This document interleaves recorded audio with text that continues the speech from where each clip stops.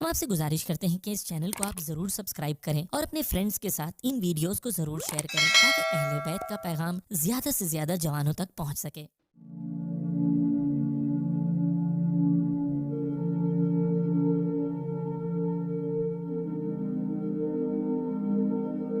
اعوذ باللہ من الشیطان الرجیم، بسم اللہ الرحمن الرحیم۔ ریاکار اپنے آپ کو دھوکہ دیتا ہے۔ حضرت رسول خدا صلی اللہ علیہ وسلم سے کسی نے پوچھا کہ قیامت کے دن نجات کیسے حاصل ہو؟ فرمایا، نجات اسی میں ہے کہ اللہ تعالیٰ کے ساتھ دھوکے بازی نہ کرے۔ بے شک کوئی اللہ کو دھوکہ دے تو خدا اسے دھوکہ دیتا ہے، یعنی اسے دھوکے کا بدلہ دیتا ہے اور ایمان اس سے چھین لیتا ہے۔ اگر وہ شعور رکھتا ہے تو دھوکہ اپنے آپ کو دیتا ہے، نہ کہ خدا کو۔ کسی نے پوچھا کہ اللہ تعالیٰ کو کیسے دھوکہ و فریب دے سکتا ہے؟ فرمایا کہ بندہ حکم خدا تو بجا لاتا ہے مگر اس کا قصد غیر خدا کی خوشنودی ہوتا ہے۔ بس تم اللہ سے ڈرو اور ریا سے پرہیز کرو۔ یقیناً ریا اللہ سے شرک باندھنا ہے۔ بے شک قیامت کے دن ریاکار کو 4 ناموں سے پکارا جائے گا: اے کافر، اے فاجر یعنی گنہگار، اے غادر یعنی مکار، اے خاسر یعنی زیانکار، تیرا عمل باطل اور تیرا اجر و ثواب ضائع ہو گیا ہے۔ آج تیری کوئی وقت نہیں، جاؤ جس کے لیے تم یہ عمل بجا لائے ہو اسی سے اجر و ثواب مانگو۔ جہنم کی آگ ریاکاروں سے روتی ہے۔ حضرت امام محمد باقر اور امام جعفر صادق علیہ السلام سے روایت ہے، حضرت پیغمبر اکرم صلی اللہ علیہ وآلہ وسلم سے روایت ہے کہ آپ نے فرمایا، بے شک اگر کسی بندہ خدا نے کوئی عمل خیر انجام دیا اور اس کا قصد اللہ کی رضا جوئی اور آخرت کا ثواب حاصل کرنا ہو، اگر اس عمل میں مخلوق کی خوشنودی شامل کی گئی تو وہ مشرک قرار پائے گا۔ حضرت پیغمبر اکرم صلی اللہ علیہ وسلم سے روایت ہے کہ آپ نے فرمایا، بے شک جہنم کی آگ اور اہل جہنم ریاکاروں کے سبب فریاد کرتے ہیں۔ کسی نے دریافت کیا، یا رسول اللہ، آگ کس طرح روتی ہے؟ فرمایا، آگ کی گرمی کی شدت سے کہ جس میں ریاکار لوگ مبتلا عذاب میں جہنم نالہ و فریاد کرتا ہے۔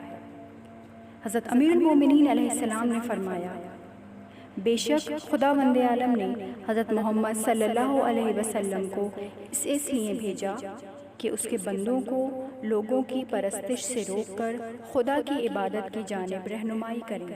کبھی عبادت گزار کو اس کی عبادت آگ کی طرف کھینچتی ہے۔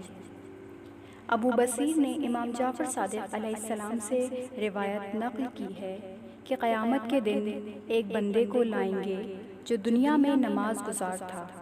اس سے کہیں گے کہ دنیا میں تم نے نمازیں پڑھی ہیں مگر تمہارا مقصد یہ تھا کہ لوگ تمہاری مدح سرائی کریں اور کہیں کہ دیکھو کیسی اچھی نماز پڑھتا تھا۔ بس اس شخص کو آگ میں ڈال دیں گے۔ اس کے بعد دوسرے کو لائیں گے جو قاری قرآن ہوگا۔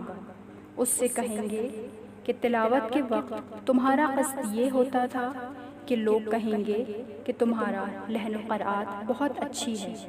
بس اس کو بھی آگ کی طرف لے جائیں گے۔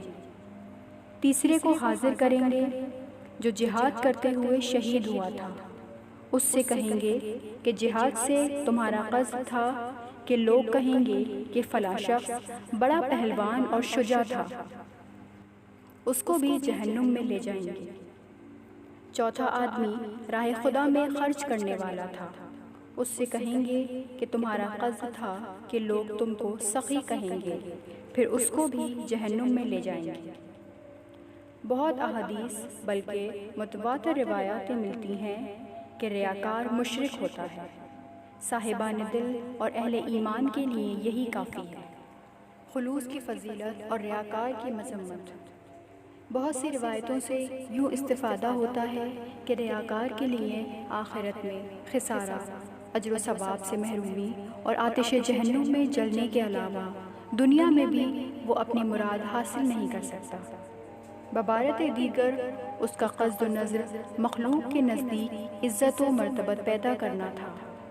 اس میں کامیاب نہ ہوگا، بلکہ اکثر اوقات شرمندگی اور رسوائی سے دوچار ہوگا۔ دنیا اور آخرت دونوں کا گھاٹا اٹھایا اور یہی سری گھاٹا ہے۔ اس کے برعکس مخلص انسان آخرت کے اجر و ثواب کے علاوہ اس دنیا میں بھی لوگوں کی نظروں میں عزیز و محترم ہوگا۔ چنانچہ حضرت امام جعفر صادق علیہ السلام نے آیہ مبارکہ سورہ کہف کی آخری آیت، جو شخص اپنے پروردگار کے سامنے حاضر ہونے کی امید رکھتا ہے تو اسے عمل صالح کرنا چاہیے اور اپنے پروردگار کی عبادت میں کسی کو شریک نہ کرے۔ اس کی تفسیر میں فرمایا، کوئی شخص نیک عمل انجام دیتا ہے مگر اس کو اللہ تعالیٰ کی خوشنودی کی خاطر نہیں بجا لاتا، بلکہ لوگوں سے تعریف و ثناءخوانی اسے منظور ہے اور دل چاہتا ہے کہ لوگ اسے دیکھیں اور سنیں تاکہ شہرت حاصل ہو اور مقبول ہو۔ فرمایا، یہ وہ شخص ہے جس نے اپنے پروردگار کی عبادت میں دوسروں کو شریک بنایا ہے۔ اس کے بعد فرمایا کہ کوئی بندہ نہیں کہ اپنے نیک عمل کو پوشیدہ رکھے، یعنی اپنے عمل کو صرف اللہ کے لیے بجا لائے، تاکہ آخرکار خدائے مہربان اس کو منظر عام پر آشکار فرماتا ہے۔ اور کوئی بندہ نہیں کہ اپنے برے عمل کو مخفی نہ رکھے تاکہ لوگوں کو پتہ نہ چلے اور اس کی تعریف کریں، مگر جوں جوں زمانہ گزرتا جائے گا اللہ تعالیٰ اس کی برائیوں کو سر عام کر کے ذلیل و خوار کرتا جائے گا۔